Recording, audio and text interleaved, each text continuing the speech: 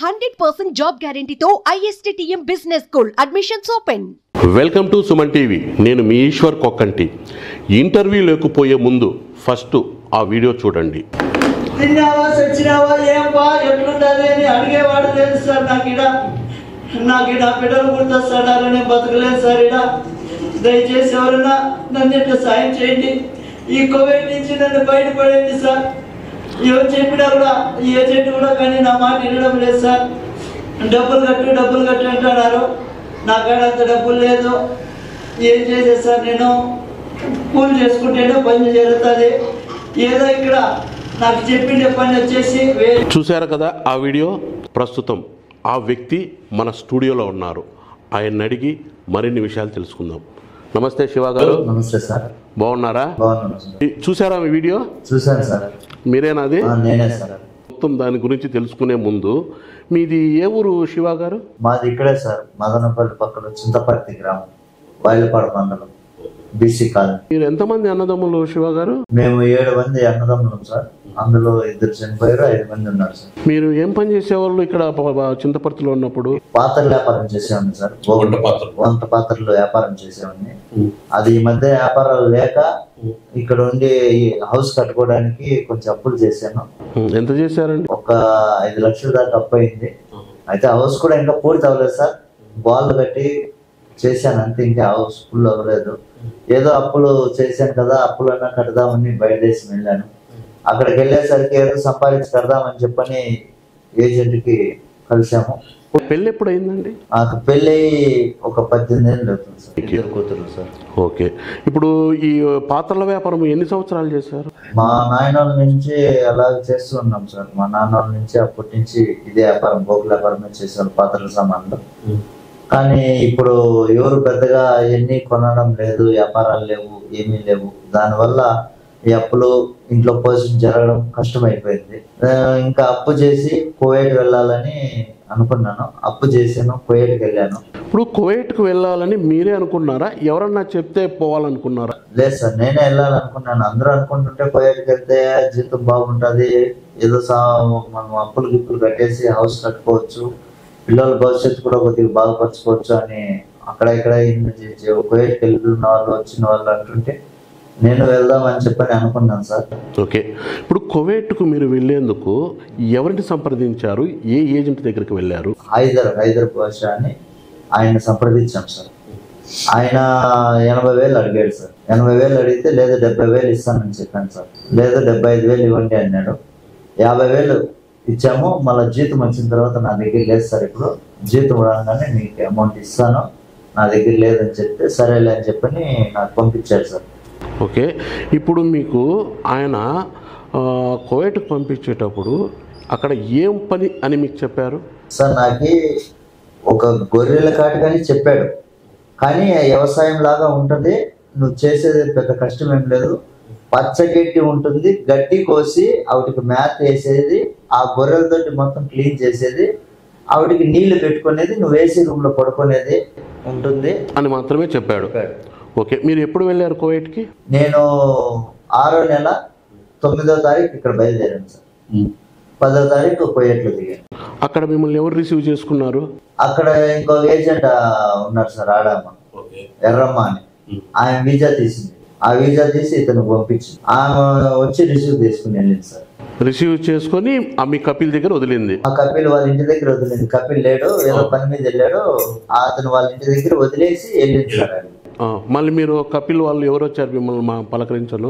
ఆయన ఓనరే వచ్చాడు sir. Owner వచ్చి ఇక్కడే ఉండు, సాయంత్రం వెళ్దాము అక్కడికి పని దగ్గరికి అని చెప్పాడు సార్. సరే అని నేను అక్కడే ఉన్నాను సార్. అక్కడ వెళ్ళగానే నాకు అర్థమైంది సార్, ఇక్కడ ఇంట్లో కూడా బయట కూడా రాలేని పరిస్థితి, అంత ఎండలు ఉన్నాయి. అప్పుడే అనిపించింది నాకు, ఇక్కడ ఎండలు ఇంత భయంకరంగా ఉన్నాయంటే ఇంక ఎడారులు ఎలా ఉంటుందో అని చెప్పి నేను అనుకున్నాను. కానీ ఏం చేయలేని పరిస్థితి, ఎలాగో వచ్చాం కదా చూద్దామని చెప్పని కష్టం చేసి 10 రూపాయలు సంపాదించి మిమ్మల్ని సాయంకాలము కపిల్ గారు తీసుకెళ్లారు. అంటే మీ ఆ కువైట్ నుంచి ఆ ఎడారి ఎంత దూరం ఉంటుంది? ఒక 140-150 కిలోమీటర్లు ఉంటుంది సార్. అంత దూరం ఉంటుందా? ఓకే. మిమ్మల్ని తీసుకెళ్ళి అక్కడ వదిలేశారు సార్. అక్కడ వదిలేసిన తర్వాత సాయంత్రం నేను తీసుకెళ్లిన రోజే పని స్టార్ట్ చేశారు సార్. అంటే ఇట్లా రేకుల షెడ్లు ఇట్లా బోర్డులు బిగేయడము ఇవంతా సెట్ చేయడము ఇవన్నీ చేయించారు సార్. నైట్ 9 దాకా చేశారు. నాకు నైట్ నిద్ర లేదు జర్నీ చేసి. అవన్నీ చేసి తిని పడుకున్నాను. టైం అయిపోయింది, పడుకున్నాము. వాళ్ళు వెళ్ళిపోయారు సార్.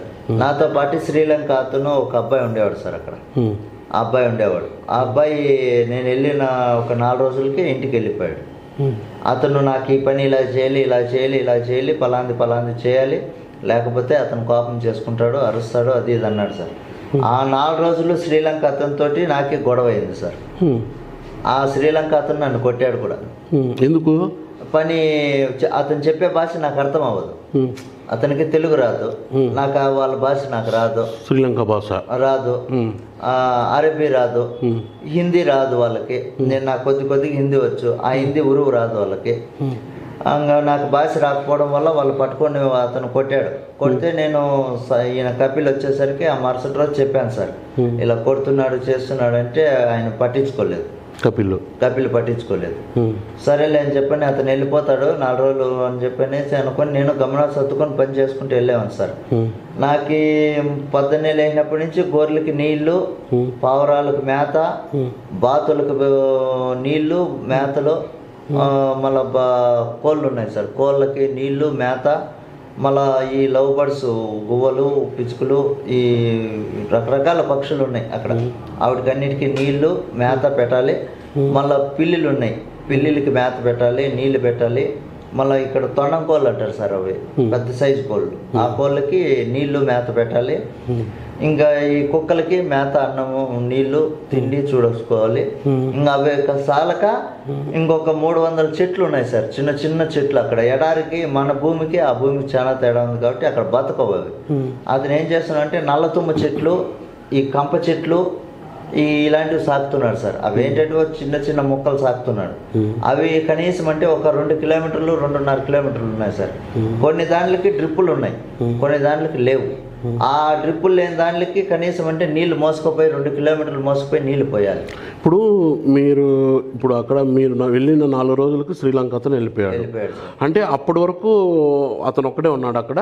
లేదు సార్, అంతకుముందు ఇద్దరు ఉన్నారు. అతను టైం అయిపోయి వెళ్ళిపోయాడు.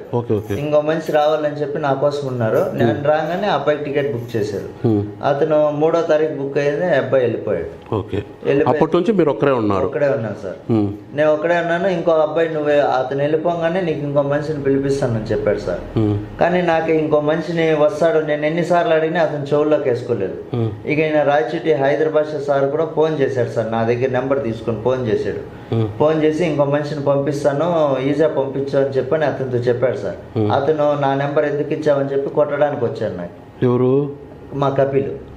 నా నెంబర్ ఎందుకు ఇచ్చావు, నా పర్మిషన్ లేదు, నువ్వు ఎందుకు ఇస్తావు, అతను నాకు ఫోన్ చేశాడు, నువ్వు నా నెంబర్ నాకు ఎందుకు ఇచ్చావు అని చెప్పి నన్ను కొట్టడానికి వచ్చాడు సార్. తప్పు అయిపోయిందని కాళ్ళు పట్టుకున్నాను సార్. మళ్ళా ఒక్కసారి ఇతను ఒక 10 రోజుల తర్వాత మళ్ళా వాయిస్ మెసేజ్ పెట్టాడు sir, visiting card voice message పెట్టాడు. వీసా పంపించు, ఇంకో మనిషిని పంపిస్తాను, అబ్బాయి ఒక్కడే ఉన్నాడు అక్కడ అని చెప్పే కొందుకు మళ్ళా గొడవకు వచ్చాడు సార్ అతను. మా కపిల్ మళ్ళా కొట్టడానికి వచ్చాడు. సరే అని చెప్పని నేను నాకు తెలియదు సార్, నాకు తెలీదు, నా వల్ల నేను చెప్పలేదు సార్ బాబా, నేను చెప్పలేదు అతనికి, నేను ఫోన్ చేయమని, నాకు తెలియకనే చేశాడు, నేను ఫోన్ చేసి చెప్తానని చెప్పి మళ్ళీ చెప్పాను సార్. మళ్ళీ ఇతనికి మెసేజ్ పెట్టాను సార్, నువ్వు ఫోన్ చేసినా మెసేజ్ పెట్టినా అతను నన్ను కొట్టడానికి వస్తున్నాడు, తిట్టడానికి వస్తున్నాడు, నాకు ఇలాంటి జగాకి వేసావు, వీడు సైకో ఉన్నట్టున్నాడు, వీడు ఇలాంటి జగాకి నాకు వేసేసావు, నాకు చెప్పింది ఒక పని చేసింది ఒక పని, నేను ఇక్కడ ఉండలేను చేయలేను అని చెప్పాను సార్. పైన 2 రోజులకు ముందు పైన వారానికే చేశాను సార్ నేను ఇతనికి ఫోను. నువ్వు నాకు చెప్పిన పని ఉత్త గొర్రెలు మాత్రమే ఉంటాయి, గడ్డి కోసేసేది అని చెప్పావు. ఇక్కడ చూసే గొర్రెలు ఉన్నాయి, పావురాలు ఉన్నాయి, బాతులు ఉన్నాయి, హంసలు ఉన్నాయి, కుక్కలు ఉన్నాయి, కోళ్ళు ఉన్నాయి. ఈ చెట్లకు నీళ్లు మోయాలంటే 2 కిలోమీటర్లు మోస్తున్నాను, నా వల్ల కాలేదంటే ఆవిడకంతా నీళ్లు పెట్టుకొని మేత పెట్టుకొని ఉండలేవా అని చెప్పని ఇతను అన్నాడు సార్. ఇప్పుడు ఎంత ఉంటుంది ఆ మొత్తము ఆయన కపిల్ది ఆ ఫామ్ హౌస్, అది ఎంత ఉంటుంది? అది ఫామ్ హౌస్ ఆయన ఎడారిలో ఆక్రమించిన భూమి, అది ఆక్రమించారో కొన్నదో మనకైతే తెలియదు సార్. ఆ మొత్తం ఆయన ఆక్రమించిన 1000 ఎకరాల పైన ఉంటుంది సార్. ఒక 1000 ఎకరాలు 2000 ఎకరాలు తక్కువ ఉండదు. అది మొత్తం చెట్లు పెట్టాడు సార్, కొంచెం చాలా వరకు చెట్లు పెట్టాడు. ఆ చెట్లకు నీళ్లు మోయడము ఈ ఎండకి నాకు టయానికి నేను ఇవన్నీ చేసేసరికి మధ్యాహ్నం 1:30, 2 అవుతుంది సార్. అవి పెద్ద ట్యూబుల్ లాగా ఉంటాయి సార్. ఒక 10 వీలర్ లారీ ట్యాంకర్ నీళ్ళు పడుతుంది ఒక ట్యూబ్. ఆ ట్యూబ్కి మోటార్ కలెక్షన్ చేస్తారు సార్. మోటార్ కలెక్షన్ ఇస్తారు. అంటే మనం పైపులు డ్రిప్పులకు సపరేట్ ఉంటుంది, ఈ గొర్రెలకి వీటికి ఒక పైపులు సపరేట్ ఉంటుంది సార్. మనము ఈ లైన్ మార్చాలన్నప్పుడు ఈ పైపులు తీసేసి ఈ పైపులు తగిలించాలి, ఈ పైపులు తీసి ఈ పైపు తగిలించాలి. అలాగే మోటార్లు కూడా రిపేర్ అయిపోయినాయి. శ్రీలంక అతను ఉన్నప్పుడే మోటార్లు రిపేర్ అయిపోయినాయి. అతను చెప్పాము అప్పుడు ఇద్దరము కలిసి 150 క్యాన్ల దాకా మోసాం వాటర్. ఇక్కడి నుంచి ట్యూబ్ కాడి నుంచి చెట్లకి ఈ గొర్రెలకి వీటికన్నిటికీ ఒక 150 క్యాన్లు వాటర్ పోసాం రోజు. ఆ మోటార్ 10 రోజులైనా తేలేదు. రిపేర్ చేయించుకోవస్తానని చెప్పితానే ఉన్నాం. మేము చెప్పినా కూడా అతను చెవుల్లోకి వేసుకోకుండా అక్కడే ఉంచాడు మోటార్. పోనీ వెళ్ళేటప్పుడు చెప్దాం అంటే వెళ్ళేటప్పుడు చెప్తే రేపు వస్తా ఇలాగ ఒక 10 రోజులు గడిపేశాడు. మళ్ళీ చిన్న మోటార్ తెచ్చాడు సార్. ఆ చిన్న మోటార్ ఏకదమ్మని మనము 10,000 వోల్టేజ్ జనరేటర్ వేస్తే ఒకసారిగా అది కాలిపోతుంది మోటార్. అంత వోల్టేజ్ శక్తి తట్టుకోలేక మోటార్ కాలిపోతుంది. నేనేం చెప్తాను, చిన్నది తేండి బాబా, ఇది తట్టుకోలేకుండా ఉంది అని చెప్తే కూడా వినిపించుకోలేదు. నేను నీళ్లు మోసి నా వల్ల కాక నేను ఇంకా నాకు సాధ్యపడలేదు. ఎంత చెప్పినా మనిషినన్నా పిలిపించంటే పిలిపివ్వడం లేదు. టయానికి అన్నము చేసుకొని తినేంత శక్తి లేదు. నైట్ మధ్యాహ్నం 1:30, 2 అయిపోతుంది. ఇసుక తుఫాన్ వస్తుంది సార్. ఆ టైంలో మనిషి కూడా బయటకు రాలేని పరిస్థితి. ఒక ఏసీ లేదు, ఆ రేకుల చెట్లకి తలుపులు లేవు. వంట రూమ్లోకి కూర్చుంటే పైన రేకులు, ఎండ 57 డిగ్రీలు 60 డిగ్రీలు ఎండ కాస్తుంది సార్. మా కపిలే చూపించాడు 67 డిగ్రీలు చూపించాడు ఒకరోజు. ఇంత ఎండ ఫ్యాన్ కూడా లేదు సార్. 67 డిగ్రీలు కాస్తుంది. 9 గంటలు 9:30కి పని ముగిచ్చేయండి అంటారు సార్. 9 గంటలకు ఒక్క మనిషి ఎలాగ చేయగలుగుతాడు అన్ని పనులు? అక్కడికి నిద్ర మేలుకొని నేను 3 గంటలకు మెలకు వచ్చేస్తాను. నాకు 3 గంటలు అంటే అక్కడికి ఇండియా టైంకి 2.5 గంట తేడా ఉంటుంది. మావాడికి ఫోన్ చేసామని ఆ టైంలో ఇలాగ చేస్తున్నాడు, నా వల్ల కావట్లేదు, ఇలాగ నాకు నిద్ర చాలట్లేదు, 3 గంటలకు మెలకు వస్తుంది, నేను ఫోన్ చేస్తున్నాను, నువ్వు పనికి వెళ్తున్నావు, అక్కడ 5:30 అయింది టైం, ఇక్కడ 3 అవుతుంది అని చెప్పని 2 సేపు మాట్లాడేసి మా ఆవిడకి పెట్టేసాను సార్. ఒక 2 నిమిషాలు మాట్లాడే టైం అయిపోతుంది నాకు పనికి అనేది మా ఆవిడ. ఇంక సరే అని చెప్పి నేను పెట్టేసి 3 గంటలకు వెళ్తే మధ్యాహ్నం 2, 1:30 అయ్యేది సార్ నాకు. ఇప్పుడు తెల్లవారు మీరు ఎన్ని గంటలకు లేస్తారు? 3కే సార్. తెల్లవారు 3కి లేస్తారు. 3కి లేసి బ్యాటరీ వేసుకొని ఆ జనరేటర్ స్టార్ట్ చేస్తాం సార్. జనరేటర్ స్టార్ట్ చేసి అది స్టార్ట్ అయితే అవుతుంది, లేదంటే లేదు. ఇంకో జనరేటర్ ఉంది సార్, అది స్టార్ట్ చేస్తే దానికి కరెంట్ సప్లై అవ్వడం లేదు. అది ప్లగ్ గ్లిప్ అన్ని ఊడొచ్చేసినాయి, అది సప్లై అవ్వడం లేదు కరెంటు. ఇంకొక జనరేటర్ ఉంది సార్, అది బాగా పనిచేసేదే. అదేం చేశాడు, అది తీసుకెళ్ళి వాళ్ళు ఏసీకి పెట్టుకున్నారు. ఒక్కరోజు కూడా నాకు ఏసీలో ఉండమని చెప్పలేదు. నువ్వు ఆ జనరేటర్ వాళ్ళకి మాత్రం గెస్ట్ హౌస్ కట్టుకుంటారు. ఆ గెస్ట్ హౌస్ ఉంది సార్, బాగా పెద్దది ఒక గెస్ట్ హౌస్ కట్టుకొని దాంట్లో ఏసీ, పెద్ద టీవీ అన్ని ఉంటాయి సార్. వైఫై కనెక్ట్ చేసుకుంటారు, దాంట్లో ఉంటారు సార్. ఆయన ఇంటికాడ బయలుదేరేటప్పుడే ఏసీ ఆన్ చేసేయమంటారు సార్. జనరేటర్ స్టార్ట్ చేసి ఒక 3 గంటలు 4 గంటల ముందే ఏసీ ఆన్ చేయమంటాడు. వేడికి లోపల వేడి ఎక్కువ, అక్కడ 60 డిగ్రీల ఎండ కంటే వేడి భయంకరంగా ఉంటుంది. ఆ వేడి వెళ్ళిపోయి చల్లగా ఉంటుంది అని చెప్పని జనరేటర్ స్టార్ట్ చేయమంటారు సార్. ఆవిడకి పెట్రోల్ నేనే చూసుకోవాలి, ఇంజిన్ ఆయిల్ నేనే మార్చాలి, అన్ని చూసుకునేసరికి నాకు భోజనం చేసుకునే టైం దొరకదు. ఇంకా నీళ్ళు తాగి అక్కడ ఉన్న ఏదైనా ఒక బిస్కెట్ పడు తిని అలా ఉండిపోయాను. ఇప్పుడు మీ కపిలు టిఫిన్కి భోజనాలకి వీటికి ఏం మీకు సామాన్లు ఇస్తారా? సామాన్లు అయితే ఉన్నాయి సార్, బియ్యము గట్టు ఉంటాయి. కూరగాయలు ఏదైనా చెప్తే ఆయన ఎప్పుడుకో ఆయన వచ్చినప్పుడు ఎప్పుడో ఒకసారి, ఒక్కోసారి 5 రోజులైనా రాడు, ఒక్కోసారి 3 రోజులైనా రాడు, ఫోన్ కూడా చేయడు. కానీ నేను గొర్రెలకి పావురాలకి మేత పెట్టేది ఇవన్నీ వీడియోలు పెట్టాలి సార్. అతనికి వీడియోలు ఏమాత్రం పెట్టకపోయినా ఫోన్ చేస్తాడు, నువ్వు మేత వేస్తున్నావా లేదా, వీడియో ఎందుకు రాలేదు అని అరుస్తాడు. నువ్వు తిన్నావా లేదా అడగడు. నువ్వు తిన్నావా లేదా, వచ్చినావా బతికినావా, ప్రాణం ఉందా పోయిందా, పాములు కానీ ఏదైనా కరిచినాయి. పాములు విపరీతమైన పాములు ఉన్నాయి ఎడారిలో. అవునా? తేళ్లు ఉన్నాయి, అన్ని ఉన్నాయి సార్ అక్కడ. పాములు తేళ్లు భయంకరంగా లోపలికి వస్తాయి సార్. కాళ్ళ మీద వచ్చేసినాయి తేలి. Danger sir. నల్ల తేళ్లు కానీ పెద్ద సైజులో ఉంటాయి.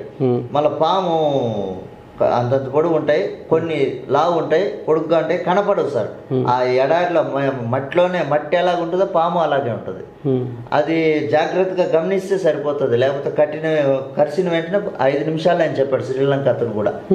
బాబా రావడానికి గంటన్నర పడుతుంది నీకు, ఆలోపు నువ్వు చచ్చిపోతావు అతను వచ్చేలోగా, కళ్ళు దగ్గర పెట్టుకొని పని చేసుకో అని చెప్పాడు సార్ అతను వెళ్ళేటప్పుడు కూడా. కానీ నేను ఎంత చేసినా, ఎంత తొందరగా 3 గంటలకు నిద్ర లేచి చేసినా నాకు 1:30-2 అవుతుంది టైం. ఆ టైంలో ఎడారిలో గాలి, దుమ్ము, అన్నం చేసుకునే తట్లో ఒక గిన్నెలో పెట్టుకుని తినే టయానికి దుమ్ము వచ్చి పడిపోతుంది, అన్నం తినలేము, దానికి తలుపు లేదు. ఒకవేళ డోర్ వేసుకున్నా చచ్చిపోతాం, ఎండలకి వేడికి చచ్చిపోతాం. ఇంకా అక్కడ ఉండలేను, లోపల ఇటు బయట ఉండలేను. గంటకి ఎంత ఎండ ఉన్నా, ఎంత తుఫాన్ వచ్చి, ఇసుక తుఫాన్ వచ్చినా, దుమ్ము వచ్చినా, ధూళి వచ్చినా గంటకి చెక్ చేసుకుంటూ రావాలి సార్. మేకలు, బాతులు, పక్షులు, ఈ పావురాలు అన్నీ చెక్ చేసుకుంటూ రావాలి. వాటికి ఏమన్నా అయినాదా, బాగుండాయా, చచ్చిపోయినాయా చూస్తానే ఉండాలి సార్.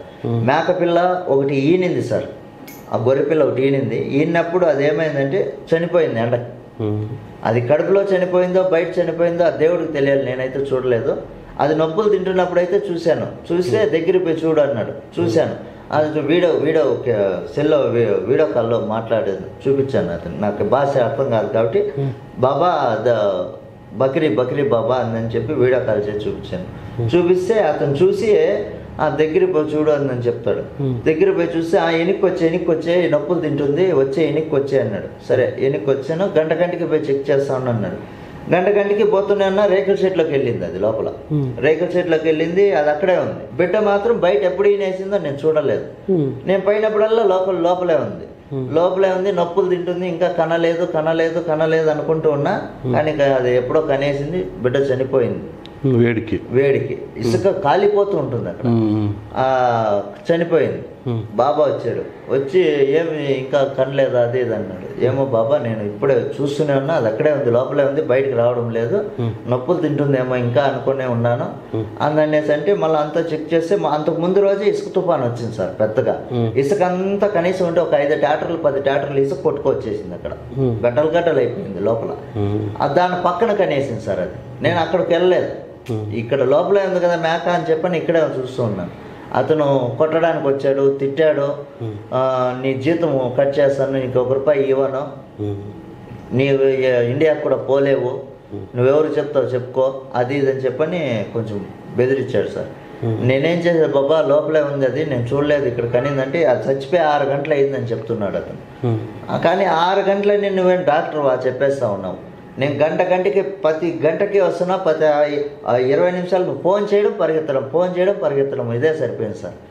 కానీ అవి కొంచెం దూరం ఉన్నాయి, మేకలు ఉండేది కాటికి మేమున్న షెడ్ కాటికి కొంచెం దూరం. ఎండలో 60 డిగ్రీలు కాస్తుంది అక్కడ. ఆ ఎండలోనే తిరుగుతున్నా, టవల్ నెత్తినేసుకుని వాటికి నీళ్ళలో వాటర్లో తడిపి నెత్తినేసుకుని వెళ్తుంటా. ఆ ట్యూబుల్లో నీళ్ళు అతను వాటర్ బాటిల్ తెచ్చుకుంటాడు సార్. వాటర్ బాటిల్లో 12 బాటిల్ ఉంటాయి. చిన్న బాటిల్ ఒక 200 గ్రాములు వాటర్ పడుతుంది, ఆ చిన్న బాటిల్. ఆ బాటిల్లో నేను తాగుతూ ఉంటే నీళ్ళు అయిపోయినాయి బాబా, నీళ్ళు తెచ్చుకుంటే అవి నీకోసం కాదు తెచ్చింది, అవి మేము తాగడానికి, నువ్వు ఎలాగ తాగుతావు, ట్యూబుల్లో నీళ్ళు పట్టుకొని తాగు అని చెప్పాడు సార్. మీరు అక్కడ ట్యూబుల్లో నీళ్ళే పట్టుకొని తాగాలి, వంటకు తాగేకంతా అవే సార్. ఆ నీళ్లు వాసన వస్తుంటాయి. అయినా కూడా ఆ నీళ్లు కనీసం ఆ టైంలో 12-1 గంట కాడ నీళ్లు పట్టుకుని బియ్యం కడుక్కుందామన్నా చేయి పెట్టలేని పరిస్థితి, వేలు కాలిపోతుంటాయి సార్. అవి మనం పొయ్యి మీద నీళ్లు ఉడుకుతుంటాయి కదా, అలా ఉడుకుతూ ఉంటాయి. ఆ నీళ్ళలో నేను బియ్యాన్ని కడగాలంటే కొలాయి కింద పెట్టి గరిటతో తిప్పి కడిగేవాడిని. నీళ్ళు కడిగి వంట చేసుకునేసరికి నాకు 2:30 అవుతుంది, 3 కూడా అయిపోతుంది. తట్టులో అన్నం వేసుకుని తిందాం అనుకునేసరికి ఇసుక తుఫాన్ వచ్చేస్తుంది, గాలి, దుమ్ము, తినలేను, ఉండలేను. ఇంకా లాస్ట్కి నా వల్ల కాక ఇక్కడ ఉంటే చచ్చిపోతానని అర్థమయ్యి ఈయన ఫోన్ చేస్తే డబ్బులు కట్టించి పిలిపిస్తాను అన్నాడు సార్ మనిషి. డబ్బులు కట్టేదానికి నాకు అంత శక్తి లేదు, ఇంకా నా వల్ల కాలేదు. ఆడికి ఇంకా అక్కడ గొర్రెల మందు ఉంది, గొర్రెలకు మందులు. ఆ చుట్టుపక్కల ఎవరు కానీ మిగిలిన ఎవరు ఇట్లా మన వాళ్ళు కానీ లేకపోతే వేరే ఎవరన్నా జనాల సంచారం ఏముండదు అక్కడ? జన సంచారం లేదు సార్. ఇలాగే షెడ్లు ఉన్నాయి. షెడ్లు అంటే 3 కిలోమీటర్లు 4 కిలోమీటర్లు 5 కిలోమీటర్లు ఒక దగ్గర షెడ్లు ఉంటాయి. ఇట్లే ఉన్నాయి. కానీ అక్కడ ఇన్ని లేవు సార్. గొర్రెలు అంటే గొర్రెలే, ఒంటిలు అంటే ఒంటిలే, పక్షులు పావురాలు అంటే పావురాలే, ఇవే ఉంటాయి. కానీ వేరే ఇన్ని ఎవరు పెట్టలేదు అక్కడ.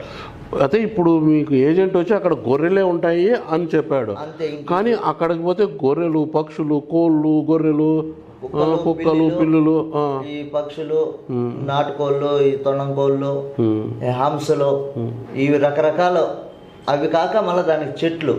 కరెంట్ అన్నా ఉంటుందా మీకు నైట్ పూట? లేదు సార్, కరెంట్ లేదు. జనరేటర్ 8 దాకా స్టార్ట్ చేసి వస్తాం. వాళ్ళు వస్తే నైట్ శుక్రవారం వచ్చిందంటే తెల్లవారుతులు నిద్ర ఉండదు సార్ నాకు. ఇంకా వాళ్ళకి డిన్నర్ చేసుకుంటారు వాళ్ళు. ఒక పెళ్లి చేయొచ్చు సార్, అన్ని బోకులు తీస్తారు వాళ్ళు. అన్ని కడగాలి, ఒకడే కడగాలి. వాళ్ళు ఎవరు పిలుచుకొచ్చుకోరు, వంట వాళ్ళు ఎవరిని పిలుచుకురారు. పాత్రలు అన్ని కడగాలి. కడిగి వాళ్ళు చెప్పినట్టు వాళ్ళే వంట అయితే వాళ్ళే చేస్తారు. కానీ అన్ని సప్లై చేయాలి నేను. సప్లై చేసి వంట అయిన తర్వాత అన్ని ఎత్తుకెళ్ళి వాళ్ళు ఏసీ రూమ్ లో పెట్టాలి. కింద కవర్ వేయాలి. కవర్ మీద పెద్ద పెద్ద ప్లేట్లు సార్, అవి పెద్ద ప్లేట్లు, అందరూ కూర్చొని తింటారు. అవి తినిన తర్వాత ఆ ఎమకలు కూడా అందులో వేసి ఆ భోజనం నాకు అట్లే ఇస్తారు సార్ తినమని.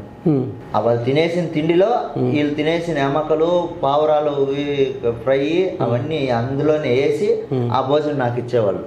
ఇది నువ్వు తిను అని. నేను ఇంకా తినకపోతే చచ్చిపోతాను. ఎలాగోలాగా ఎంగిలన్నమే కొద్దిగా తీసుకొని తినేసి ఆ మిగిలిన ఎమకలు కానీ తీసుకెళ్లి కుక్కలకు వేసేవాను సార్. అవన్నీ కడిగేసరికి వీళ్ళు వెళ్ళేసరికి మళ్ళీ అవన్నీ అయిపోయి కడుగుతుంటే పిలుస్తారు. పిలిచి చాయ్ గవ్వ పెట్టుకురా అంటారు, టీ కానీ పెట్టుకురమ్మంటారు. అవన్నీ పెట్టుకొచ్చిన తర్వాత వాటర్ బాటిల్ ఎత్తుకురా అంటారు. వాటర్ బాటిల్ ఎత్తుకొచ్చిస్తే మళ్ళీ వెళ్ళి మళ్ళీ చాయ్ గవ్వ పెట్టుకురా అంటారు. తాగుతూనే ఉంటారు. సెకండ్కి అయిపోతుంటుంది సార్ ఆ చాయ్ గవ్వ. ఇంత పెద్ద కనీసం అంటే వాళ్ళు తాగేసరికి ఒక 10 లీటర్లు చాయ్ గవ్వ తాగేస్తారు. 15 మంది 20 మంది వస్తారు డిన్నర్. వాళ్ళు ఇంకా మీటింగ్ పెట్టుకుంటారు సార్. నైట్ అంతా మీటింగ్ పెట్టుకుంటారు. 9-10 దాకా మీటింగ్ పెట్టుకుంటారు. 9-10కి భోజనాలు, 11-12కి భోజనాలు చేసేసారంటే తెల్లవారుజామున ఇంకా 4:30 అవుతుంది, 5 అవుతుంది వాళ్ళు వెళ్ళేసరికి. ఇంకా ఒకవేళ నేను ఇంకా అలసిపోయి ఇంకా పాత్రలు కడిగేసి వాళ్ళు అక్కడ మీటింగ్ చేస్తుంటే 2 కడగడం, వాళ్ళు పిలిచినప్పుడు పరిగెత్తడం, కడగడం, పరిగెత్తడం ఇలా చేస్తుంటాను. ఆ టైంలో నేను ఇంకా కొద్దిసేపు అలసిపోయి అక్కడ పడుకుంటే అప్పుడు మళ్ళీ పిలుస్తారు. లేదు ఫోన్ అనే చేస్తారు వెంటనే, ఇక్కడికి రా దివానా అక్కడికి రా అని అంటారు. అక్కడికి వెళ్ళేసరికి మళ్ళీ ఏదో ఒక పని చెప్తారు. ఇంకా నైట్ నిద్ర ఉండదు. తెల్లవారంగానే ఇంక వాళ్ళు వెళ్ళిపోతారు. ఇంకా తెల్లవారు నాకు నైట్ నిద్ర ఉండదు. నైట్ అంతా వాళ్ళు మేల్కొనే ఉంటారు సార్. వాళ్ళు ఏం పని లేదు సార్. వాళ్ళకి పొగులంతా పనుకుంటారు. పొగులు ఎప్పుడు లేస్తారు వాళ్ళు? మధ్యాహ్నం 2-3కి లేస్తారు. ఇక్కడ తినేసి మాట్లాడి అంతా చేసి వెళ్ళిపోయి ఇంటికాడ పడుకుంటే 3 గంటలకు లేదా 2:30కో నిద్ర లేస్తారు వాళ్ళు ఇంటికాడ. మనకు అలాగ ఉండదు కదా సార్. ఇక్కడ మేత పెట్టాలి, ఈవిడికి మేత పెట్టి వీడియో పెట్టాలి. ఉన్నాయి సార్, వీడియోలు కూడా ఉన్నాయి. పక్షులకి, పావురాలకి, మేకలకి మేత వేసి ఆ వీడియో వెంటనే ఆయనకి పెట్టాలి. కొద్ది ఒక 5 నిమిషాలు లేట్ అయిందనా ఫోన్ చేసి తిడతాడు. ఏం చేస్తున్నావు, మేత ఎందుకు పెట్టలేదు, వీడియో ఎందుకు పెట్టలేదు, నువ్వు సక్రంగా చూడట్లేదు అని చెప్పని తిడతాడు. ఒక్కరోజు కూడా ఇంత ఎండలో నేను ఉండలేను బాబా చెప్పాను అతనికి. ఒక కూలర్ ఉండేది. కూలరు ఆ శ్రీలంక వాడు ఉన్నప్పుడు పని చేసింది అది. అతను ఏమని వెళ్ళిపోయాడో ఆ జనరేటర్లు ఒకటి కూడా దానికి సపోర్ట్ చేయడం లేదు. ఆ జనరేటర్ సక్రంగా పని చేయడం లేదు, దీనికి సపోర్ట్ చేయడం లేదు. మోటార్ సక్రంగా పని చేయలేదు, మోసేవాడిని నీళ్ళు. అప్పటి నుంచి నేను ఈ జనరేటర్ పెట్రోల్ అయిపోతే అంత పెట్రోల్ ఎలాగ అయిపోతుంది అంత తొందరగా అని అడిగేవాళ్ళు. వీళ్ళే పెట్రోల్ నైట్ అంతా కూర్చొని కాలుస్తారు. ఏసీ అంట, లైట్లకంట, వీటికంతా కానీ. నేను ఒక్కడే ఒకవేళ వాళ్ళు రాకపోతే 7 గంటలకు జనరేటర్ స్టార్ట్ చేసి 8కంతా ఆఫ్ చేసేసేవాడిని. ఇంకా నీకేముంది, నీకేమన్నా నీ రూమ్లో ఏసీ ఉందా, ఫ్యాన్ ఉందా, ఏం లేదు సార్, ఏముంది? బయటే నైట్ పూట బయటే, పొగలు మాత్రం రేకుల షెడ్ లో, నీడ లేదు ఏమీ లేదు. ఆ రేకుల షెడ్ లో కుర్చీ వేసుకుని టవాల్ అక్కడ నుంచి ఆ టవాల్ అలాగే వేసుకుని చెమట తుడుచుకుంటూ కూర్చొనేవాడిని, అలా కూర్చొనేవాడిని. ఇంకా ఆ టవాలే గతి నాకు. ఇంకా అదే చెమట కూడా కారిపోతాను వీడియోలు చూస్తే. దుమ్ము ఇదంతా మట్టి, నువ్వు 100 సార్లు కడుగు, ఇదంతా మట్టి. చూడండి అలర్జీ వచ్చేసింది గుళ్ళలో, గీకి గుళ్ళలు, దుమ్ము. 100 సార్లు కడిగినా కూడా ఒంటి పైన దుమ్ము పోదు. నువ్వు డైలీ ఇప్పుడు స్నానం చేసి 5 నిమిషాలు అటు వెళ్ళామంటే మళ్ళీ ఒళ్ళంతా దుమ్ము, ఒళ్ళంతా అలర్జీ వచ్చేస్తుంది అక్కడ. ఇంకా నా వల్ల కాక నేను సాధ్యపడక ఇంకా నేను ఏదో ఒకటి చేసుకోవాలి. ఇప్పుడు మీరు ఇంత పని చేపిస్తున్నారు కదా మీ దగ్గర, మీకు ఏమాత్రం జీతం ఇస్తామని చెప్పారు సార్? ఇక్కడ ఏజెంట్ వచ్చి 130 దినార్లు అన్నాడు సార్. 130 దినార్లు అంటే మన డబ్బు 32,000 33,000 35,000 దగ్గర వస్తుంది అన్నాడు సార్ ఏజెంట్. అక్కడికి వెళ్ళిన తర్వాత 100 దినార్లే అన్నాడు కపిల్. అదేంది బాబా, అతను 130 దినార్లు అన్నాడు, నువ్వు 100 దినార్లు అంటున్నావు అంటే నేను అంతే చెప్పాను. ఫోన్ చేసి అడుక్కో, నాకు సంబంధం లేదు అన్నాడు. ఇతను ఫోన్ చేస్తే మళ్ళీ పెంచుతాడంట్లే అందన్నాడు. మళ్ళా పెంచేది కాదనా, నువ్వు చెప్పిండేది ఏమని, నువ్వు మళ్ళీ పెంచేది ఏంది? వాడికి 120 దినార్లు ఇస్తున్నాడు పాత మనిషికి, నేను కొత్త మనిషి అని 100 దినార్లు ఇస్తున్నాడు. ఈసారి వాడు పోయి వస్తే 130 దినార్లు ఇస్తాడట, నాకు 100 దినార్లు ఇస్తున్నాడు. మళ్ళా నేను ఇట్లా అడుక్కుంటే ఇట్లా పలానా ఇబ్బంది అంటే 10 దినార్లు ఇనాం ఇస్తాను అంటే, నువ్వు పని బాగా చేస్తే 10 దినార్లు వినాము ఊరికే ఇస్తాను అని చెప్పాడు సార్. కానీ ఆ నెల జీతం నెల అయిపోయింది సార్. నేను అంతవరకు కూడా ఉన్నాను, నెల అయిపోయినంత వరకు కూడా అక్కడే ఉన్నాను. బాబా నా జీతం ఇంటికి పంపించాలి, పిల్లలకి కానీ ఖర్చులకి ఇంటికాడ ఏమీ లేదు, వాళ్ళు పనికి వెళ్తున్నారు, ఇంటికి జీతం పంపించాలంటే ఇప్పుడు లేదు, 25వ తారీఖు ఇస్తానన్నాడు సార్. ఇప్పుడు ఈ నెల 25 అంటే ఇప్పుడు నెల రోజులకి నీకు ₹1 కూడా ఇవ్వలేదు ఆయన, జీతం ఏమి ఇవ్వలేదు సార్. ఓకే, అలాగా 25వ తారీఖు ఇస్తా అంటే కాస్త బాబా ఇట్లా నా జీతం టయానికి జీతం వేయాలి కదా, ఇంటికాడ నాకు ఎన్ని ఇబ్బందులు ఉన్నాయి, పిల్లలకి చూసుకోవాలి, మా ఆవిడకి ఇంటికి సరుకులు కట్టాలి, ఇంటి అద్దె కట్టాలి, కరెంటు బిల్లు కట్టాలి, పాలు బిల్లు కట్టాలి, వడ్డీలు ఉన్నాయి, కొంచెం అప్పులు ఉన్నాయి, అప్పులు కట్టుకోవాలి, అది ఇదని ఏదేదో ఆయన ట్రాన్స్లేషన్ పెడతాడు సార్ సెల్లో. నేను తెలుగులో చెప్తే ఆయన అరబ్బీలో ట్రాన్స్లేషన్ అవుతుంది, ఆయన అరబ్బీలో చెప్తే తెలుగులో ట్రాన్స్లేషన్ అవుతుంది, అలాగే పెడతాడు ఆయన సెల్లో. నేను ఎందుకంటే చదువుకోలేదు కాబట్టి నాకు ఈ సెల్లో ఇట్లా ట్రాన్స్లేషన్ చేసేది పెద్దగా రాదు. ఇంకా అలాగ పెట్టేసరికి అతనికి నేను ఏదైనా బాగుంటేనే అట్లా పెడతాడు, లేదు ఎప్పుడన్నా ఒక్కడే వచ్చినప్పుడు అలాగ పెడతాడు, కూర్చోమంటాడు, కొంచెంసేపు ఏసీలో కూర్చో అంటాడు. ఎప్పుడైనా ఒకరోజు నేను వెళ్ళినప్పటి నుంచి ఒక్కసారి 2 సార్లు కూర్చోబెట్టాడు సార్ అక్కడ, అంతేగాని అంత మామూలుగా అయితే మాట్లాడదామంటే బయటికి పోరా ఫస్ట్ అంటాడు, ఫస్ట్ వెళ్ళిపో బయటికి వెళ్ళిపో అంటాడు. ఇప్పుడు కనీసం నీకు తినడానికి ఇప్పుడు వారానికి సరుకులు బియ్యము సరుకులు అన్ని కొనిచ్చేవాడా? బియ్యము వాళ్ళ ఫంక్షన్ తెచ్చుకుంటారు సార్, వాళ్ళు డిన్నర్ ప్రతి శుక్రవారము ఫంక్షన్ ఈ రోజు ఉంటుంది. కూరగాయలు తిన్నారు సార్ వాళ్ళు. నువ్వు చేసుకోవాలి కదా. నేను చేసుకోవాలంటే అవేంటివో గుమ్మడికాయలు లాగా ఉంటాయి సార్, అవి ఇంత ఉంటాయి, అవిను నేత గుమ్మడికాయలు సార్. మనము ఈ సంక్రాంతి పండగకి పెడతాం కదా బొబ్బేళ్ళల్లో, ఆ దాంట్లోకి వస్తే అంతంత కాయలు అవి తెచ్చిస్తారు సార్, అవి మనం తినలేము. ఇప్పుడు తెల్లవారు ఏం చేసుకుంటావు నువ్వు? టిఫిన్ తినాలంటే ఏం లేదు సార్, తెల్లవారు టిఫిన్ లేదు. మధ్యాహ్నము చేసుకుంటే 2 గంటలకు చేసుకుంటే సాయంత్రానికి అదే. మధ్యాహ్నం చేసుకునేదే సాయంకాలం కూడా. కూరలు ఏం చేసుకుంటావు? కూర ఈ పచ్చి లేదంటే ఈ పుట్టుకొడుగులు అవేంటివో డబ్బాలు ఉంటాయి, పొడులు కారపొడి ఉంటది, కారపొడి ఎండుమిరపకాయలు కానీ ఉంటాయి, అవిడితో ఏదైనా గొజ్జో పాడో పిసుకొని తినేయాలి అంతే. గ్యాస్ స్టవ్లు ఏముండవు? ఉన్నాయి, గ్యాస్ ఉంది, గ్యాస్ ఉంది, వాళ్ళు గ్యాస్ మీద వండుకుంటారు వాళ్ళు, దాని మీద లైట్ ఉండదు, నైట్ ఉంటుంది, నైట్ ఉంటుంది, నైట్ అదే వాళ్ళు వచ్చినప్పుడు వాళ్ళు వస్తే నైట్ అంతా వేసుకోవచ్చు, వాళ్ళు రాకపోతే 7 గంటలకు వేసుకొని 8కి ఆపేయాలి. వాళ్ళు మళ్ళీ చూస్తూ ఉంటారు. జనరేటర్ డీజిల్ పెట్రోల్ ఇంత కాలింది, ఇంత అయింది, ఎట్లా అంటే అక్కడ పవర్ ఉండదు, ఓన్లీ జనరేటర్లే. జనరేటర్ మీద ఆధారపడి బతకడమే, కరెంట్ ఉండదు. ఏసీలకైనా వాళ్ళు ఉండే ఏసీకైనా దేనికైనా జనరేటర్. ఇప్పుడు ఫ్యాన్లు ఉండవు, ఫ్యాన్లు లేవు. అప్పుడు మళ్ళీ అంత వేడిలో నువ్వు మళ్ళీ ఎక్కడ పనుకుంటావు? నువ్వు పొగలు అసలు నిద్ర ఉండేది కాదు సార్. రాత్రి నైట్ బయట గాలి వస్తుంది, పాములు గీములు ఉండవు. మంచం మాదిరి ఒక దివానా కూర్చునేదానికి ఒక దివానా ఉంటుంది, సోఫా సీట్ మాదిరి ఉంటుంది సార్. దాన్ని ఇనపది ఉంటుంది, ఆ ఇనపది తెచ్చి బయట వేసుకోవడము, దాని మీద ఒక చిన్న దుప్పటి వేసుకొని పడుకోవడం. మీరు మళ్ళీ ఇతను ఏజెంట్తో చెప్పలేదా? ఏందండి ఇట్లా గొర్రెలు వంటివి, జీతము తక్కువ, గొర్రెలు తక్కువ, ఇట్లా గొడ్డు చాకరీ చేపిస్తా అన్నారు అని అడిగితే ఏమంటాడు అతను? అతను చెప్తే నీకు జీతం మళ్ళీ పెంచుతాడంటే, ఒక 6 నెలలు చేసిన తర్వాత పెంచుతాడంట. నావిడికి నీళ్లు కూడా పెట్టుకొని మేత పెట్టుకోవడం కూడా కష్టమేనా అని చెప్పి అన్నాడు సార్. గొర్రెలకైతే పెట్టచ్చు, మొత్తం ఆవులు, కోళ్ళు, పందులు, కుక్కలు, ఎలకలు అన్నిటికీ ఎట్లా పెడతాము నేను చెప్పలేదా? అవన్నీ చేయలేకపోతే నువ్వు ఏడా పని చేయలేవు అంటున్నాడు సార్ అతను. ఎంత సింపుల్ గా చెప్పేస్తారో వాళ్ళు. అక్కడ చేసేవాడుకు అక్కడ పడేవాడికే తెలుస్తుంది ఆ బాధ. ఆ బతుకు బతకడం కంటే చచ్చిపోయేది మేలు అనిపిస్తుంది సార్. నాకు అనిపించింది. ఇండ్రిన్ బాటిల్ కూడా ముందర పెట్టుకున్నాను నేను, తాగి చచ్చిపోదాం. ఇక్కడ వీడితో అనవసరంగా తిట్లు తినాలి, దెబ్బలు తినాలి, ఇట్లా నా బాధ అర్థం చేసుకునేటప్పుడు. నువ్వు పోయింది నెల రోజులకి అంత వీడియో తీయవలసిన అవసరం ఏమొచ్చింది? అంత టార్చర్ పెట్టేవాడు సార్ అతను.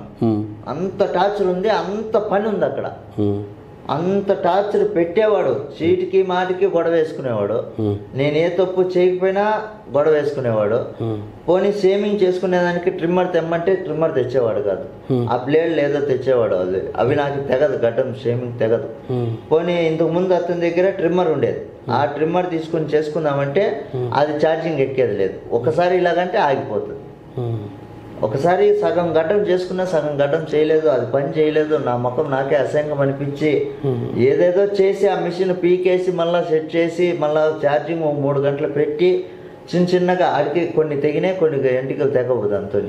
అలాగ నరకం ఎట్లా చూపించాడు సార్ అతను. ఒకవేళ అక్కడి నుంచి మీరు ఏందన్నా ఎక్కడన్నా పోయి తెచ్చుకోవాలంటే ఎంత దూరం పోవాల్సి వస్తుంది? 140 కిలోమీటర్లు లేదు సార్, దగ్గర లేదు. ఇది మీరు అక్కడి నుంచి పోవాలంటే ఎక్కడ కానీ ఏమీ దొరకదు, ఎక్కడ కానీ ఏమీ దొరకవు. కపిల్ ఏమన్నా తెచ్చిస్తేనే అంతే. అవును. ఇప్పుడు సడన్ గా నీకు ఏదన్నా హెల్త్ బాగలేకపోయి ఏం పని పరిస్థితి ఏం లేదు, చచ్చిపోవాల్సిందే సార్ అక్కడ. వచ్చి ఒకవేళ ప్రాణం ఉంటే కపిల్ ఫోన్ చేసి, ఆయన భాష నాకు అర్థం కాదు, ఆయన భాష నాకు అర్థం కాదు, నా భాష ఆయనకు అర్థం కాదు. వీడియో కాల్ చేసి ఏదైనా కావాలంటే దాన్ని ఒక వస్తువు ఉన్నట్టుగానే దాన్ని చూపిస్తే తెస్తాడు, లేదంటే ఉరుగు పట్టించుకోడు. సరుకు లేదు బాబా, సబ్బులు ఉండవు, గుడ్డల సబ్బులు ఉండవు, ఒళ్ళు సబ్బే గుడ్డల సబ్బులు ఉతుక్కోవాలి, సరుకు వేసుకోవాలి, గుడ్డలు ఉతుక్కోవాలి. ఇలాగా నేను చాలా బాధలు పడి చెప్పాను అతనికి. చెప్తే పట్టించుకున్నాడు కాదు. ఒకవేళ పొరపాటున ఒక పాము కానీ తేలు కానీ ఏదైనా కుట్టిందా, ఇంకా అతను వచ్చేసరికి 1.5 గంట పడుతుంది. 140 కిలోమీటర్లు తొక్కితే కారు వాళ్ళు 160, 180, 200 కూడా వస్తారు స్పీడ్. పెద్ద సైజు కార్లు, బండ్లు అవి. 200, 200. ఎన్ని రోజులకు ఒకసారి వస్తుంటాడు ఆయన? ఆయన 3 రోజులకు ఒకసారి, 4 రోజులకు ఒకసారి, ఒక్కోసారి వారానికి. శుక్రవారం మాత్రం ప్రతి శుక్రవారం వచ్చేవాళ్ళు సార్ డిన్నర్కి. వచ్చినప్పుడు ఊపిరి తీసేస్తారు. ఆ రోజు నిద్ర ఉండదు. ఆ శుక్రవారం వస్తే నాకే భయం అవుతుంది. అసలు తెల్లవారితే భయం అవుతుంది సార్ ప్రాణము, నేను బతుకుతానా లేదా అని. ఎందుకంటే ఎండ తెల్లవారిందంటే గుండె దడ దడ దడ కొట్టుకుంటుంది. ఇక ఎండ వచ్చేసింది, భయము తట్టుకోలేము. ఎప్పుడు అన్నం చేసుకోవాలి ఏమని 3 గంటలు లేచి సర పని చేద్దామన్నా ఎంతో తొందరగా లేచి చేసినా నీకు మధ్యాహ్నం 2కే అన్నం, పొద్దునే టిఫిన్ లేదు, నీళ్లు తాగడం. చుట్టుపక్కల ఎవ్వరు ఉండరు సార్, మాట్లాడే ఉండదు. లేదు, ఒక్కడే. జైల్లో వేసినట్లు అనుకోండి, ఓపెన్ జైల్లో వేసినట్లే. ఆడన్నా మాట్లాడి దిక్కుంటారు. ఇప్పుడు అక్కడి నుంచి అక్కడ అవతల ఇంకొకటి ఇది కనపడుతుంది చూడండి సార్, అవతల వీడియోలో వైట్దే, అది ఒకటి రూమ్ ఉంది సార్ అక్కడ. చాలా దూరం, అది 3 కిలోమీటర్ల దగ్గర ఉంటుంది. అది అక్కడ ఒక అతను ఉంటాడు, అతను ఒంటెలు మేపుతున్నాడు అక్కడ. వాళ్ళ బోర్డర్ లోకి మేము వెళ్ళకూడదు. అది కూడా ఉంది మళ్ళీ, మా బోర్డర్ లోకి వాళ్ళు రాకూడదు. ఓహో, ఇంకా అట్లంటే ఇంకా వాళ్ళని పోయి మాట్లాడే పరిచయం ఇది కూడా ఉండదు. వాళ్ళ బార్డర్ లోకి మేము రాకూడదు, మా బార్డర్ లోకి వాళ్ళు రాకూడదు. కపిల్ దగ్గర ఎప్పుడు గన్ను స్టాక్ ఉంటుంది, 2 బ్యారల్ గన్ను కార్లో. మీ కపిల్ దగ్గర ఉంటుంది. ఏమన్నా హెచ్చు తక్కువ చేస్తే కాల్చి పాడేస్తాను, భయం ఎక్కువ అయిపోయింది. దాంట్లో వాళ్ళ తమ్ముడు ఒక అతను ఆర్మీ ఆఫీసర్, అక్కడ మనకి నరేంద్ర మోడీ ఎట్లా అక్కడ ఉంటాడు అంట. అతని దగ్గర ఫోటోలు కూడా చూశాను సార్ నేను. గన్నులు పట్టుకుని, మిషన్ గన్నులు పట్టుకుని అతని వెనక ఉన్నారు సార్. ఇతని దగ్గర కొంతమంది పని చేసే వాళ్ళు ఉన్నారు కింద, ఇతని కింద. ఇంకొక ఆయన పోలీస్ ఆయన ఉన్నాడు, ఇంకొక ఆయన పైలట్, ఇంకొక ఆయన హెలికాప్టర్ పైలట్. ఇలాగో ఒక్కొక్క దీంట్లో ఉన్నారు సార్. ఈ కపిల్ మాత్రమే వస్తాడు పోతాడు, వాళ్ళందరూ శుక్రవారం వస్తారు. లేదంటే కోళ్ళు గీళ్ళు చూసుకోవాలంటే అందరూ ఒకసారిగా వచ్చారు సార్. ఇప్పుడు మీరు ఆ వీడియోలో మాట అన్నారు, ఏజెంట్కి చెప్పినా పట్టించుకోవటం లేదు, మా భార్యకి చెప్పినా పట్టించుకోవటం లేదు అనేసి. ఎందుకు ఆ మాట అన్నారు? అతను నేను చెప్పాను కదా సార్ ఇందాక, అతనికి నేను చెప్తే డబ్బు కట్టు, ఓకే ఏజెంట్ పట్టించుకో, మీ భార్య పట్టించుకోలేదు, భార్య దగ్గర డబ్బు లేదు, అతనికి చెప్పు అని చెప్పాను సార్ నేను. అతనికి చెప్పు, ఇలాగంది పరిస్థితి, మనకి చెప్పడం జీతము ఇంత అని చెప్పాడు, జీతం కూడా తక్కువే, ఇక్కడ మనకి ఎడారిలో వేస్తానని చెప్పలేదు. పోనీ ఎడారి అనుకున్నా మనకు గొర్రెలు ఒకటే చెప్పాడు, మిగతా ఏమీ చెప్పలేదు. ఇన్ని పనులు చేస్తున్నా నా వల్ల కావడం లేదు, నువ్వన్నా చెప్పు, నువ్వు పట్టించుకోకుండా ఉన్నావు అని చెప్పాను సార్. కానీ ఆమెను మేము అడిగాము, ఏమమ్మా మీ ఆయన నీకు చెప్తే కూడా పట్టించుకోలేదు అంటే, ఆమె ఏమనిందంటే, సార్ ఇంటికి 7 లక్షలు 5 లక్షలు అప్పు చేశాం, ఆయన్ని పంపించేకి 70,000 అప్పు చేశాం, ఆయన వెళ్ళి నెల రోజులు కూడా కాలేదు, వెంటనే రావాలంటే మేమంతా భరించే డబ్బు స్తోమత కూడా లేదు, ఆ మాట చెప్పాము అనేసి ఆమె అనింది. చెప్పింది సార్, అదైతే వాస్తవమే. కానీ నేను వెళ్ళినప్పుడు ఇలాగ లేను సార్, మనిషి ఇలాగ లేను. 75-78 కేజీలు 80 కేజీలు దగ్గర ఉన్నాను నేను మనిషి వెళ్ళినప్పుడు, నెల రోజుల కిందటే. ఇప్పుడు చూసారా నా అవతారం ఎలాగున్నాను? నా కడుపు ఇంత ఉండేది సార్, ఇంత ఉండేది కడుపు. అదిగో నా దగ్గర ఫోటోలు ఉన్నాయి, ఇంత ఉండేది కడుపు. ఇప్పుడు ఎలాగైపోయాను, అక్కడ ఉంటే ఇంకా ఖచ్చితంగా చచ్చిపోతాను అనుకున్నాను నేను. ఆల్రెడీ ఇంట్రీన్ బాటిల్ కూడా ముందర పెట్టి వీడియో తీశాను. వాళ్ళు గుర్తుకు రాలేదు, అప్పుడు గుర్తుకు వచ్చే కంటే వీళ్ళతో కంటే వాళ్ళు పెట్టే నరకం కంటే సావు చాలా చిన్నది అనిపించింది సార్ నాకు. వాడితో ఏగే కంటే ఆ ఎడారిలో పడేదానికంటే చావు చాలా సుఖం అనిపించింది నాకు. ఒకసారిగా చనిపోతాం, ప్రశాంతంగా వెళ్ళిపోతాం. మళ్ళీ మాకు సెల్ఫీ తీయాలని ఆలోచన వచ్చింది మీకు? మళ్ళీ నేనే ఇంతకుముందు ఒకసారి ఇట్లే వీడియో చూశాను సార్ నేను నా సెల్లో ఇంటి దగ్గర. వేరే అతను ఇట్లా పోయేట్లో నాకు ఈ పరిస్థితి అని చెప్పి నా ఆలోచన అప్పుడు తట్టింది నాకు. అప్పుడు చిన్నగా ఈ వీడియో తీసి నేను పెట్టాను సార్. ఇలా చేస్తే ఏదైనా హెల్ప్ చేస్తారేమో అని ఆలోచన వచ్చింది. అప్పుడు చిన్నగా వీడియో తీసి ఇలా పెట్టాను సార్. ఓకే, మీరు చేసిన వీడియో ఎక్కడికి వెళ్ళిందో తెలుసునా మీకే? నారా లోకేష్ గారి దగ్గరికి వెళ్ళింది. ఆయన తెలుగుదేశం పార్టీ ఎన్ఆర్ఐ టీంని సంప్రదించి వాళ్ళ ద్వారా మిమ్మల్ని ఇండియాకు రప్పించేందుకు ఆయన ప్రయత్నం చేశారు. అలాగే అమెరికా నుంచి కూడా కొంతమంది ఎన్ఆర్ఐలు, వాళ్ళలో ఇందులో మదనపల్లికి చెందిన కొనిదెల లోకేష్ గారు కూడా, ఆయన కూడా కొంచెం పాత్ర వహించారు. ఓకే, ఇప్పుడు మీరు ఇండియాకు వచ్చేసారు. ఆమె చూస్తే అప్పులు పేరుకుపోయినాయి, ఆయన వస్తే ఇండియాకు వస్తే అప్పుల వాళ్ళు పడిపోతారు అంటున్నారు. ఇప్పుడు ఏం చేస్తారు? ఏం చేస్తాం సార్, చెప్తాము, కూలో నాలో చేసి కడతామని చెప్తాము. ఈయనకపోతే ఏం చేస్తాం సార్? ఏదో మా సాయశక్తిలో ప్రయత్నించి ఏదో మేము కష్టపడుకొని కొద్దిగా కట్టుకుంటాం. ఇంకా నా పరిస్థితి చూస్తే 2 ఆడపిల్లలు ఉన్నారు. వాళ్ళకు కూడా నేను కోయటికి వెళ్ళడం, కొంచెం అప్పులు అవ్వడం, నా పెద్ద పాప కూడా చదువు మానేయడం, ఆ అమ్మాయి కూడా వాళ్ళ అమ్మతో పాటు పనికి వెళ్తుంది సార్. జరగక, ఇంట్లో పరిస్థితులు బాగాలేక జరగక మా అమ్మాయి కూడా పనికి వెళ్తుంది. ఇంకా చిన్న పాప బడికి వెళ్తుంది. నా పరిస్థితులు, ఆర్థిక ఇబ్బందులు చాలా ఎక్కువ అయిపోయినాయి సార్. నాకే చూస్తే వేరే సంపాదన లేదు, నా తల్లిదండ్రులు సంపాదించిన ఆస్తులు అంతస్తులు అంటే ఏమీ లేదు, సొంత ఇల్లు కూడా లేదు. ఇప్పుడు కూడా అద్దెంట్లోనే ఉంటున్నాము. ఆ నెల వస్తే అద్దె కట్టుకోవాలి, కరెంటు బిల్లు కట్టుకోవాలి, పాల బిల్లు కట్టుకోవాలి, మేము చేసిన అప్పుకు వడ్డీ కట్టుకోవాలి.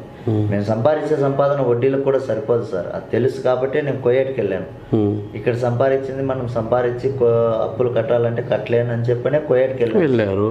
అక్కడికి వెళ్ళిన తర్వాత నాకు అలా జరుగుతుందని నేను అనుకోలేదు సార్. కోయేటికి వెళ్ళిన తర్వాత అప్పు పెరిగింది కానీ తగ్గలేదు కదా? తగ్గలేదు. కానీ నేను అక్కడికి వెళ్ళి నెల 32,000 అంటే ఒక 2,000 సెల్ రీఛార్జ్ పోయినా 30,000 ఇంటికి వేసినా వీళ్ళు ఒక ఒక 5,000 6,000 సర్దుకొని చేసుకుని ఒక 20,000 అప్పు కడతా పోయినా తగ్గిపోతుంది కదా 2 సంవత్సరాలకు అనుకున్నాను సార్. ఒకవేళ పని బాగుంటే కూడా వెళ్ళేటప్పుడు చెప్పాను, పని బాగుంటే ఇంకో 2 ఏళ్ళు అక్కడే ఉండి అప్పులు కట్టేసిన తర్వాత ఏదో 5-10 సంపాదించుకొని వచ్చి ఇల్లు కట్టుకుందాము అని చెప్పని కూడా చెప్పాను సార్ వెళ్ళేప్పుడు. కానీ అక్కడికి వెళ్ళితే కానీ ఈ పరిస్థితి అలాగే నేను ఒక్కడే కాదు సార్, నేను బయటపడి చెప్పాను, చెప్పుకోలేని వాళ్ళు చాలా మంది ఆ ఆఫీసు ఎంబెస్సీ ఆఫీస్ కాడికి కొన్ని వందల మంది వస్తున్నారు సార్ రోజుకి. అక్కడ ఎవరు మన ఇండియన్స్, మన రాయలసీమ వాళ్ళు, పశ్చిమ గోదావరి జిల్లా వాళ్ళు కొన్ని వేల మంది నలిగిపోతున్నారు సార్. ఇట్లా మీరు పడుతున్న బాధలో వాళ్ళు పడుతున్నారు. నేనన్నా నెల రోజులు ఉన్నాను, కొంతమంది అయితే 3 రోజులు, కొంతమంది 2 రోజులు, కొంతమంది 5 రోజులు, కొంతమంది 10 రోజులు. 10 రోజులు కానీ 2 పూట్ల అన్నం పెట్టిన వాళ్ళు ఉన్నారు. ఇప్పుడు నేను వచ్చేసిన కాడ ఎంబీఎస్ ఆఫీస్. ఇప్పుడు ఈ వీడియో హల్చల్ అయింది కదా, ఈ వీడియో మీ కపిల్ దగ్గరికి వెళ్ళిందా? మళ్ళీ సార్ పెట్టాడు సార్. ఎవరు? ఎంబీఎస్ సార్, ఎంఎస్ ఆఫీస్ నుంచి సారు ఎంబసీ వాళ్ళు కపిల్కి పెట్టారు. కపిల్కి పెట్టాడు, చెప్పు ఈ వీడియో చూపించమని మీ ఏజెంట్ చెప్పారు, ఈ వీడియో చూపించు, ఆయన సీఎం కాడికి పోతుందని చెప్పి వీడియో, అతనికి కన్నా పాస్పోర్టు వీసా ఇలేదంటే వాళ్ళు సీఎంకి పెడతానని చెప్పు. ఆ తర్వాత ఆయన ఇష్టం. నాకు ప్రెజర్ ఎక్కువైంది సార్, ఎంపీల నుంచి ఎమ్మెల్యేల నుంచి నాకు ఫోన్ వస్తుంది, నేను ఇంకా డైరెక్ట్ మీ సార్కి పెట్టాల్సి వస్తుంది, ఇట్లా సీఎంకి పెట్టాల్సి వస్తుంది, ఆ తర్వాత మేమేం చేయలేము, ఆయన ఇష్టం అని చెప్పాను సార్. ఆ తెల్లవారితోనే ఆమె వెళ్ళి తీసుకొచ్చేసింది. అది ఎవరు? అక్కడ ఉన్న ఎంఎస్సీ వాళ్ళే తీసుకున్నారు. ఇప్పుడు ఈ వీడియో వస్తాను ఇట్లే ఎంబసీ వాళ్ళు మీ దగ్గరకు వచ్చారా? వచ్చారు సార్. ఎంఎస్సీ వాళ్ళు ఫోన్ చేశారు, ఫోన్ చేసి నువ్వు టెన్షన్ పడకు, నువ్వు భయపడకు, నేనున్నాను, నేను పంపిస్తాను, నీకు ఖచ్చితంగా ఇండియా నీ భార్య బిడ్డల దగ్గరికి ఇంటికి పంపించే బాధ్యత నాది, నువ్వు ఎటువంటి టెన్షన్ పెట్టుకోవద్దు, ఏం భయపడద్దు అని చెప్పి అతను 10 సార్లు ఫోన్ చేశాడు సార్. కానీ నాకు ఈ విషయము కపిల్కి తెలిసిపోయిందేమో, కొడతాడు అనేసి భయం ఎక్కువైపోయింది సార్. భయము, వైబ్రేషన్ వచ్చేసింది. ఆ వైబ్రేషన్ 2 రోజులు చంపేసి పారేసినా కూడా ఆ ఎడారిలో అడిగేటోళ్ళు లేడు సార్. అక్కడ కనీసము చంపేసినావు అని చెప్పి తెలిసే అవకాశం కూడా లేదు ఎవరికి, ఎవరు లేరు, కనీసం మనిషి అనేవాడు లేడు అక్కడ. మళ్ళీ మీకు ఈ దగ్గరకి కువైట్ తెలుగుదేశం పార్టీ ఎన్ఆర్ఐ వాళ్ళు కూడా సంప్రదించారా? వచ్చారు సార్, ఫోన్ చేశారు. మళ్ళీ మిమ్మల్ని పిలిచిపోయింది ఎవరు ఆ ఎడారి నుంచి ఎంఎస్సీకి? ఎంఎస్సీ వాళ్ళు మేము వస్తాము, ఇదంతా మాట్లాడి వస్తామన్నారు సార్. ఈలోపే ఈ తెలుగుదేశం పార్టీ అధ్యక్షులు ఉన్నారు కదా, వీళ్ళు ఫోన్ చేశారు సార్ నాకు. వీళ్ళు కూడా ఒక ఫోన్ చేసి ఎక్కడ లొకేషన్ పెట్టు అన్నారు సార్. లొకేషన్ పెట్టాను సార్. ఎంబీఎస్ వాళ్ళకు కూడా లొకేషన్ పెట్టాను. సరే నేను రేపు మన్నాడు ఇవన్నీ క్లియర్ చేసి వాళ్ళ ఏజెంట్లు పిలిపించి నీకు మాట్లాడిచ్చి మేము బండి పంపిస్తాం, బండిలో వచ్చాయని చెప్పారు సార్. ఎంబసీ దగ్గరికి వచ్చామన్నారు సార్. నేను చూసుకుంటాను, నువ్వు ఇక్కడికి రా, నీ మీద ఈగ వాళ్ళ నేను చూసుకుంటాను, మొత్తం బాధ్యత నాదే అని చెప్పాడు సార్. సార్ సరే అని చెప్పాను. మళ్ళీ వీళ్ళు తెలుగుదేశం పార్టీ అధ్యక్షులు వీళ్ళు వండుకొని ఆ సారు ఫోటోలు ఉన్నాయి సార్, ఫోటోలు కూడా ఉన్నాయి, వీడియోలో పెట్టాడు. వాళ్ళు ఇద్దరు కలిసి డ్రైవర్ని పంపించాడు. అతను ఇలాగే నాలాగే బతకడానికి వచ్చినాను. అతను ఆ సారు నిసిరిపోయారు అంట. ఆ సారు ఇద్దరు కలిసి ఒక ఆయనని అక్కడ పంపించాడు. పంపించి నాకు ఫోన్ చేశాడు, సీసీ కెమెరాలు గట్ట ఏమన్నా ఉన్నాయన్నా అడిగాడు. ఏమిటి లేవన్నా అన్నా. సరే కారు తెచ్చి నేను అక్కడ ఆపంగానే నువ్వు కారు ఎక్కానా, మళ్ళీ మీ కపిల్ దారిలో పట్టుకుంటే చాలా ఇబ్బంది అవుతుంది నీకే అని చెప్పన్నాడు. నీకే కాదు ప్రాబ్లం నాకు కూడా ఉంటుంది అన్నాడు. సరే అని చెప్పనేసి కారు వచ్చింది, బ్యాగ్ ఎత్తుకుని పరిగెత్తుకుంటూ వచ్చి కారు ఎక్కేసాను. మీ కపిల్ వస్తాను ఇట్లేనా? కపిల్ రాలేదు, రాకముందే. అంటే నువ్వు వచ్చే కపిల్కి చెప్పలేదు. చెప్పకనే వచ్చేసాను, నేరుగా ఎంబసీకి వెళ్ళిపోయినా. వాళ్ళు పాపం సీసీ కెమెరాలు ఉంటాయి అక్కడ, మాకు టెన్షన్, మాకు ప్రాబ్లం అవుతుందన్న, మళ్ళీ మేము కోయట్లో ఉంటాం కదా, మాకు ప్రాబ్లం అవుతుంది అని చెప్పని అక్కడ ఒక మసీద్ అనేది ఒకటి ఉంది, అక్కడ నిలిపేసి నా దగ్గర నాతో ఫోటో తీసుకుని ఒక వీడియో చేసి అక్కడి నుంచి ట్యాక్సీకి డబ్బులు పెట్టి వాళ్ళే డబ్బులు ఇచ్చి అక్కడ దింపామని చెప్పారు. ఇండియన్ ఎంబసీ గారు దింపేయండి ఆ అబ్బాయికి అని చెప్పారు. సరే ఇండియన్ ఎంబసీ గారికి దింపడానికి ముందే ఒక 5 దినాలు నాకు డబ్బు ఇచ్చారు సార్. భోజనం చేసేవాళ్ళు కాదు సార్, వీళ్ళు తెలుగుదేశం పార్టీ వాళ్ళు వాళ్ళు ఒక 5 దినాలు డబ్బు ఇచ్చారు సార్. భోజనం చేసేవారు. లేదు సార్ నాకు టైం దొరకలేదు, టెన్షన్ తోటి అన్నం కూడా చేసుకోలేదు, పనే సరిపోయింది నాకు. కాకపోతే అన్నిటికీ మ్యాథ్ అయితే మొత్తం పెట్టేశాను సార్. అప్పటికే ఈ సార్ వచ్చేలాగా మ్యాథ్ అన్నీ పెట్టేశాను. ఇంకా నేను చేసుకోలేదు. ఈ టెన్షన్లో తెలిసిందేమో ఇంకొస్తాడేమో అని ఈ టెన్షన్లోనే నాకు టైం సరిపోతుంది. ఇంకా భోజనం కూడా చేయలేదు. సరే అని చెప్పి వాడికి వెళ్ళిపోయాను ఎంబెస్సీ కాడికి వెళ్ళిపోతేనే సార్ మాట్లాడినాడు, ఆయనతో కూడా మాట్లాడిచ్చినాడు. ఆయన్ని పిలిపించాడు అక్కడ ఏజెంట్కి పిలిపించాడు. ఆ అబ్బాయి ఇలాగ బాధపడుతున్నాడు, ఇలాగ అయింది, ఆ అబ్బాయి ఏదైనా అయిపోతే మాకు ప్రెషర్ ఎక్కువైంది. ఎమ్మెల్యేలు ఎంపీల దగ్గరికి పోయేటి మొత్తం పాకింది. ఇది మొత్తం ఇండియా మొత్తం చూస్తుంది ఇప్పుడు ఈ అబ్బాయి. కాబట్టి మీరు ఆ అబ్బాయిని ఇంత తొందరగా ఇండియాకు పంపిస్తే అంత మంచిది అని చెప్పనేసి ఆమెను అక్కడికి తీసుకొచ్చి ఆమె వెళ్ళి ఆ మరుసటి రోజే వీసా పాస్పోర్ట్ 2 తీసుకొని వచ్చింది సార్. మీ అమ్మాయి తెలుగుదేశం పార్టీ అక్కడ ఎన్ఆర్ఐ వాళ్ళతో మాట్లాడింది. మా నాన్న అన్నం తిన్నారా సార్ అని. వాళ్ళు చెప్పారు ఏం పర్వాలేదమ్మా. ఏం చెప్పారు నాన్న? ఏం పర్లేదమ్మా, చూసుకుంటాము, పెట్టామన్నాం కూడా, బాగానే ఉన్నాడు, మీరేం టెన్షన్ పడకండి. వాళ్ళతో నిన్ననే మాట్లాడాం మేము కూడా వాళ్ళతో. ఓకే, ఇప్పుడు మీకు టికెట్ ఎవరు వేసారండి ఇక్కడికి ఇండియాకి? ఈయన వేసాడు సార్. ఎవరు? రాయచూటి ఏజెంట్. అతనే వేసాడా?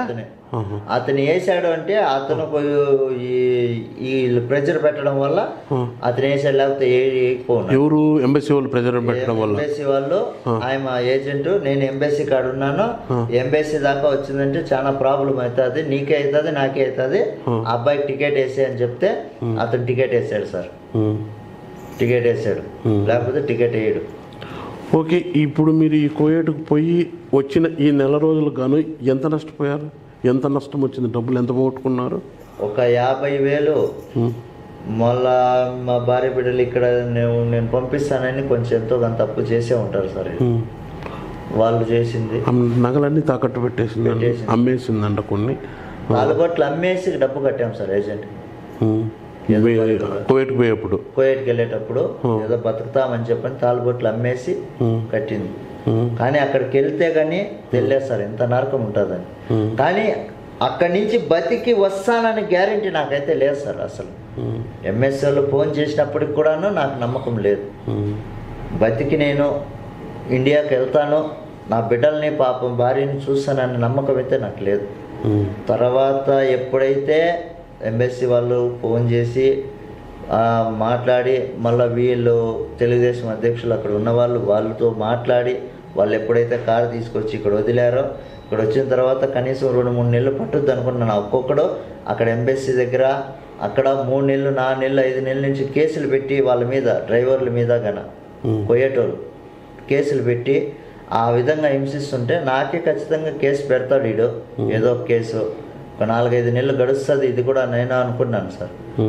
కానీ ఎలాగో నాకు టైం కలిసి వచ్చి. మీరు చెప్పేదాన్ని బట్టిపోతే మీలాంటి వాళ్ళు కొన్ని 100 మంది ఉన్నారు సార్ కువైట్లో. ఉన్నారు సార్. కొంతమంది చెప్పుకుంటున్నారు, కొంతమంది చెప్పుకోలేదు. కానీ ధైర్యం చేసి నాలాగా చేయడం లేదు. కొంతమంది ఎంఎస్సీ మీద ఆధారపడి పోనీ ఒకవేళ మీ కష్టాలు ఎంఎస్సీ వాళ్ళకి చెప్తే వాళ్ళు ఏమన్నా ఆదుకుంటారా? వాళ్ళకు మీ కపిల్కి చెప్పి ఎందుకండి ఇట్లా చేస్తున్నారు పిలిపిస్తారు, వాళ్ళు ఫోన్లు చేస్తారు సార్. ఫోన్లు చేసి అడుగుతారు, అడిగి వాళ్ళని మంచి చెడు వాళ్ళు వచ్చేస్తారు కదా, వాళ్ళకి వచ్చిన వాళ్ళకి భోజనం ఏర్పాటు, ఉండడానికి రూము, ఏసీ గీసీ అన్ని 24 hours ఏసీ ఉంటుంది సార్, టీవీ ఉంటుంది, ఎంఎస్సీ వాళ్ళు చూసుకుంటున్నారు, రూమ్ ఉంటుంది, భోజనం పొద్దున్నే కుబుసులు ఇస్తారు, మధ్యాహ్నం భోజనం ఇస్తారు, సాయంత్రం చపాతీ కానీ భోజనం కానీ ఏదో ఒకటి ఉంటుంది సార్. మళ్ళీ టీ వస్తుంది, 8 గంటలకు టీ ఇస్తారు. మళ్ళా మధ్యలో మనం తాగాలనుకుంటే టీ పొడి డికాషన్ లాగా అక్కడ టీ అదే డికాషన్ లాగా చేసుకుని తాగుతూ ఉంటారు అక్కడ ఆ రూముల్లో. అక్కడ ఉన్న వాళ్ళకైతే ఎంబసీ వాళ్ళు చాలా బాగా చూసుకుంటున్నారు సార్. కాకపోతే చాలా మంది బాధపడుతున్నారు, తొందరగా అవ్వట్లేదు, వాళ్ళు పాస్పోర్ట్ ఈజీ ఇవ్వట్లేదు. ఎవరు? కపిలోళ్ళు వీళ్ళకి ఏదో ఒక కేసు. ఇప్పుడు టయానికి జీతం లేదు, టయానికి భోజనం ఇవ్వట్లేదు, ఏదో ఒక సమస్యలు వాళ్ళకి. ఎంత కష్టపడినా ఇప్పుడు మేము ఎందుకు వెళ్తాం సార్ ఇంత దూరం నుంచి అక్కడికి? ఏదో 10 రూపాయలు సంపాదించి భార్య బిడ్డలు సాక్కోవాలని పిడుకుడు అన్నం కోసమే కదా వెళ్తాము. భోజనం పెట్టరు, జీతం ఇవ్వరు. పోనీ ఇక్కడి నుంచి తీసుకెళ్ళిన వాళ్ళని అక్కడ పంచగది వదులుతారంటే అక్కడ వేరే వాళ్ళకి అమ్ముతారు. ఓకే శివ గారు, కానీ మీరు ఇండియాకి తిరిగి వచ్చినందుకు చాలామందికి ఆనందం ఉంది. మీరు అక్కడ పెట్టిన వీడియోతో కొన్ని లక్షల మంది, కోట్ల మంది స్పందించారు. శివ క్షేమంగా ఇండియాకి రావాలని చాలామంది మొక్కుకున్న వాళ్ళు ఉన్నారు.